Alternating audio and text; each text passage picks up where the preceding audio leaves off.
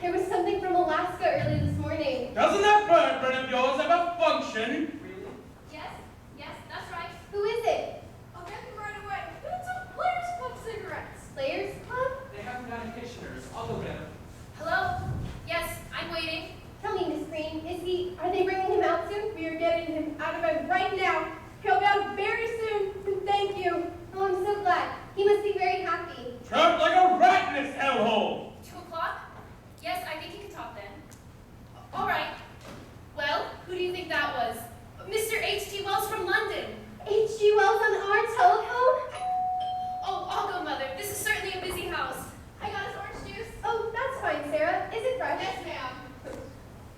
You move like a broken down truck horse. His voice is just the same as on the radio. Good morning. Good morning, girls. What do you think? He's getting up and coming out this morning. Can we see it? Why, of course. I think that would be lovely. Girls, do you know what just happened? I'll be upstairs, Mother, if you need me. Oh, June, tell your father he'd better come down, will you? Yes, Mr. Mother. Whiteside is coming out.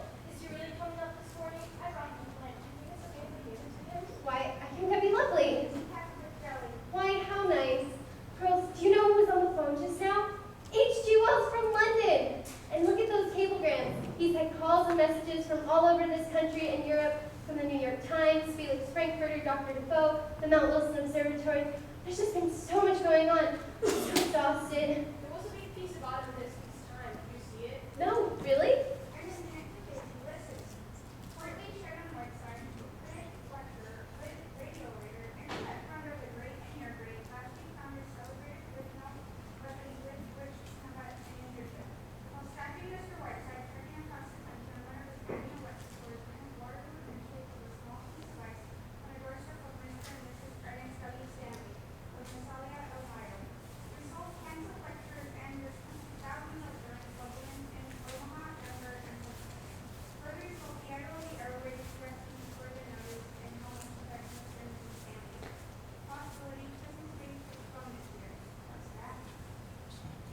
A small piece of ice on the doorstep of Mr. and Mrs.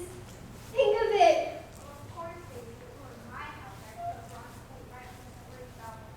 Well, of course, I felt terrible about it. I mean, he just never goes to dinners anywhere, and he finally agreed to come here, and then this had to happen. Poor Mr. Whiteside. But it's going to be so wonderful having him here with us, if only for a little while. Just think of it. We'll sit around in the evenings and discuss books and plays, all the great people he's known, and he'll talk in that wonderful way of his. He may even read goodbye Mr. Chips to us. Daisy, I cannot wait any longer. It's Mr. Whiteside. Sorry. Good morning, ladies. Good morning. Ernest, he's getting up and coming out this morning at H.G. Wells' telephone from London, and we're in time. Look. Daisy, I don't like this kind of publicity at all. When do you suppose he's going to leave? Well, he's had quite a shock. He's only getting up this morning. He's certainly going to have to rest a few days, Ernest. Well, I'm sure it's going to be a great honor, his presence being in this house and all, but I tell you, Daisy, it's pretty annoying with these telephone lines ringing and messenger boys running in and out of here. Pardon me, Mrs. Stanley. Have the cigarettes come yet? No, my son went through them. Thank you. This is Miss Cutler, Mr. Whiteside's secretary. How do you do? May I move this chair? You mean he's coming out? Yes, indeed. He's coming out. I can hardly wait. June, Mr. Whiteside is coming out. Sarah, Mr. Whiteside is coming out. I'm so excited, I just don't know what to do. Do I know that simply? Good morning, Dr. Bradley. Good morning. Good morning. Well, here we are, Mary. Right. Bring our patient in, Miss Fri. I may vomit. Good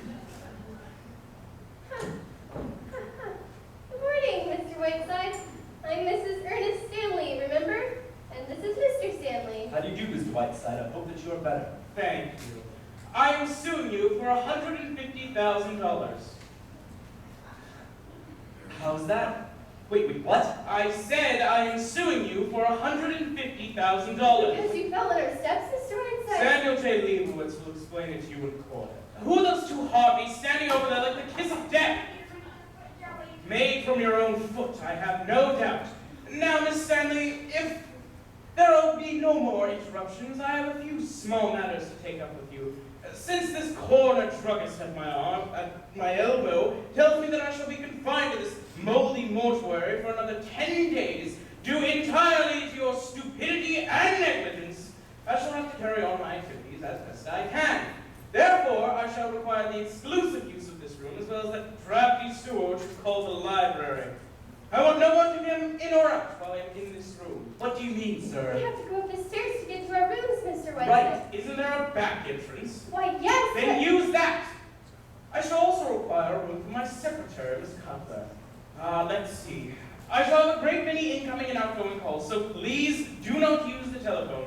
I sleep until noon and must have quiet throughout the house until that hour. Will you take your clammy hand off my chair? You have the touch of a sex-starved cobra. Now, will you all please leave quietly, or must I ask my secretary to pass someone you with a baseball bat? Well, goodbye, Vicky. We'll call you.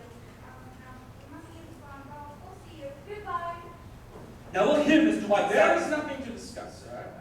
Considering the damage I have suffered at your hands, I am asking for very little. Good day. I'll call you from the phone later, Daisy. Not from this telephone, please. Here is the menu for lunch. But I've already ordered lunch. It will be sent up to you on a tray. I'm using the dining room for my guests. Where's the cook? And where are those cigarettes? Why, my son went for them. I don't know where he... Here, Sarah. Here's the menu for lunch. I'll have mine upstairs on the tray. Young lady, I cannot stand indecision. Will you either go up those stairs or come down them? Oh, hello, Mr. Whiteside. Here are those cigarettes that you asked for. I'm sorry that it took me so long. I had to go to 3 different stores. You were gone long enough to have a baby. Oh, dear. Is there a man in the world who suffers as I do from the gross inadequacies of the human race? Where are you all to now, Miss Bedfan? Why don't you go in and read the life of Florence Nightingale and learn how unfit you are for your chosen profession? Well, I think I can safely leave you in Miss Cutler's capable hands. Shall I check it again this afternoon? If you do, I shall spit right in your eye. Ah, what a sense of humor you young writers have. By the way, it isn't really worth mentioning, but I've been doing a little writing myself about my medical experiences. I'd be spared nothing. Would it be too much to ask you to glance over it while you're here? Trapped. Well, I just happen to have a copy with me. Story of a humble practitioner, or 40 years in Ohio doctor. I shall drop everything. Thank you, and I hope you like it. Well, see you in the morrow. Keep that head quiet, and don't forget those little fills. Goodbye. Oh! Maggie, will you take 40 years below the navel or whatever it's called? Well, I must say, you've certainly behaved with all of your accustomed grace and charm. Look here, Puss. I am in no mood to discuss my behavior, good or bad. I have no desire to cross this cheerless threshold. I was hounded and badgered into it. I now find myself, after 2 weeks of racking pain, accused of behaving without charm. Oh, what would you have me do? Kiss them? Very well, Sherry. After 10 years, I should have known better than to try and do anything about your manners. But when I give up this job, I may write a book about it all. Through the years with Prince Charming. Listen, repulsive. You are tied to me with an umbilical cord made of piano wire. Now, if we may dismiss the subject of my charm, for which, incidentally, I am paid $1,500 per appearance, possibly we can go to work. Oh no, we can't, yes. My name is Harriet Stanley, and I know you are Sheridan Whiteside. Saw this holly framed green against the pine tree. I remembered what you'd written about Tess, and Jude the Obscure was the nicest present I could bring you.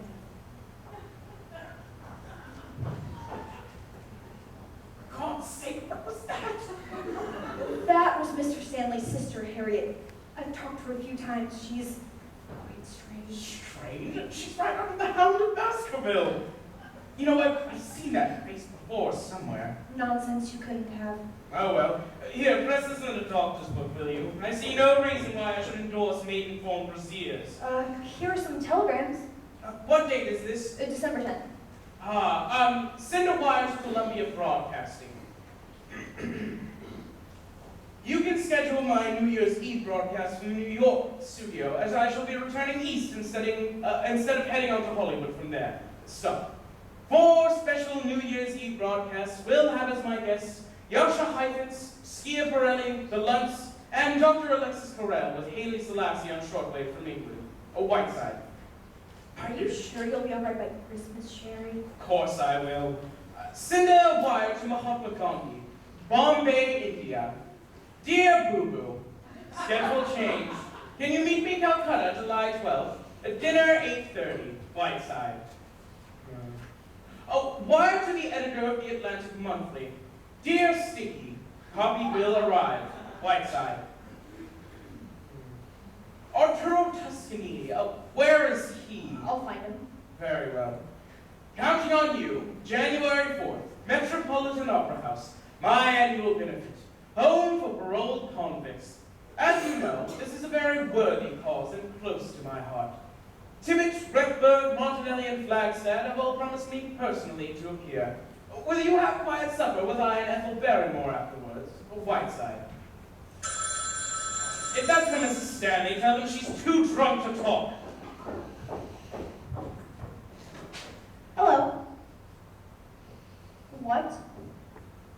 Hollywood? Oh, if it's cold, let me hang up. Oh, hello, Banjo. Banjo? Give me that phone, will Banjo, you old so-and-so. How are you, darling? I miss you. Come on, give me the phone! In fact, he's screaming at me now. Here he is. How are you, you fawns behind? And what are you giving me for Christmas? What news, Banjo, my boy? How's the picture coming? How about Wacko and Sloppo? Yes, I'm fine.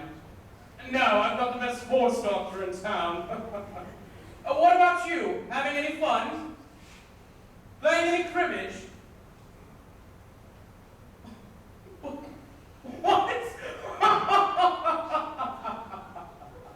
Well, save a little for me. Don't take all of his money. You're what? Having your portrait painted? By whom, Milk Gross? Not really. No. From here I go to New York for the Drama Festival. And I'll be there 10 days, and then I go from there to Dartmouth. You wouldn't understand. Well, I must have spent all my time talking to Hollywood riffraff. Kiss Luella Parsons for me. Goodbye. Oh, he took $1,400 from Sam Goldwyn at cribbage last night, and Sam said, Banjo, I will never play cards with you again. Let's tell us about having his portrait painted. Salvador Dali. That's all that face of his needs. It's a surrealist painted. What do you want now, Miss Bedband? It's a dose. One every 45 minutes. Now, where were we? There's a cablegram here from that dear friend of yours, Lorraine Sheldon. Let me see it. Sherry, I've been in Scotland on a shooting party with Lord and Lady Cunard, and have only just heard about your poor, sweet hip. I'm down here in Surrey with Lord Bottomley, sailing Wednesday on the Normandy, and cannot wait to see my poor, sweet Sherry. Your blossom girl, Lorraine. In the words of the master, I may vomit. Come, puss. Mustn't be bitter because she's more beautiful than you are. Lorraine Sheldon is a very fair example of the small but vicious circle you live in. Pure sex jealousy, if I ever saw it. Bring me the rest of those. Lorraine Sheldon, Lord Bottomley, my Aunt Fanny.